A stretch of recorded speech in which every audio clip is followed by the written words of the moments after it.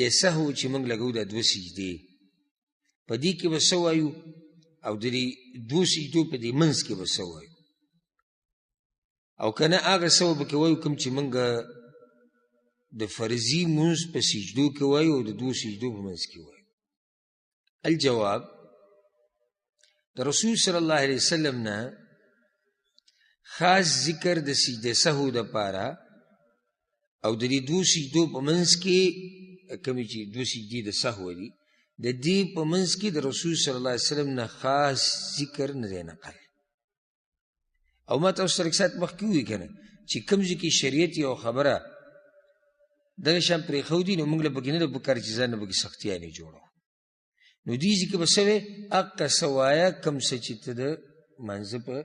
سجدو کې سبحان رب العلا ووایه که بله څه دعا غواړې پکې وغواړه دوه سجدو منځ کې رب اغفر لي موږ وایو اوږد ذکر پکې هم دی موږ ذکر کړی دا پکې ووایه نو د دې دپاره خاص ذکر هغه نشته سجده سهو دپاره سجده تلاوت ګوره خبره نه روانه داسې دواړه ګډوډ کړي هلته مسله د سجده تلاوت وه چې ممنوع وخت کې سجده تلاوت لګولی شي او که نه دلته اوس وایي چې سجده سهو کې به کم ذکر کوو نو عام چې کم ذکر ته